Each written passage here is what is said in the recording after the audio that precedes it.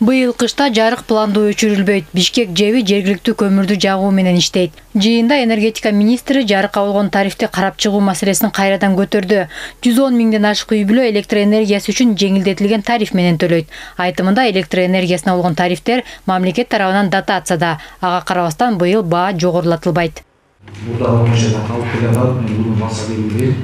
Antkeni bizge prezident Hurmatlı Sadır Nurgözevич bizge şunday talaplardı koyulan. Мен алып атканда ошо өзүбүздөн чыгып аткан электр энергияны көтөрбөй кармап бергенге мүмкүнчүлүк тапылады. Бүгүнкү күндө энергия система мүмкүнчүлүктөрдү карап таап алып келатабыз.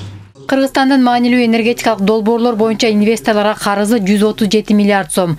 Ал эми электр тармагындагы таңкыстык 15 миллиард сомду түзөт. Андыктан тартыштыкты жоюу алкагында быйылдан тартып чексиз лимит тарифи киргизилет.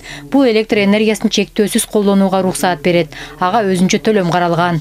Бул мажбурлоо тариф эмес. Бул адам каалап өзүн ушуга өтөп, мен мисалы үйүмө 10 киловатт жетпей атат, дагы мага 10 киловатт кошуп берилди, мен 20 киловатт толугу менен үйүмдү көмүр сатып албай, электр энергия менен жылытам десе 5-4 тыйындан пожалуйста төлөп пайдаланыңыз болот.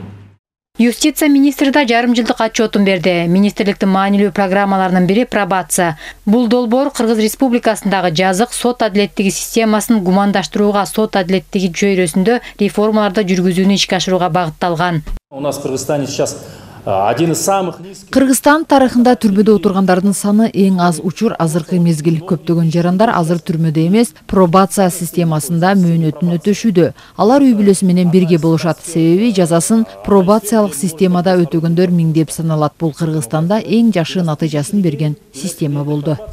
Кыргызстан 370 миллион доллардан ашык 3 ири эл аралык соттон утуп чыкты. Юстиция министри Аяз Байетовдун айтымында, былтыр Кыргызстан Мегаком компаниясына байланыштуу 300 миллион доллар өлчөмүндөгү эл аралык соттон утуп чыккан. Жыл аягында Кыргызстан Билайн оператору менен 70 миллион доллардан ашык талашты жөнгө салган.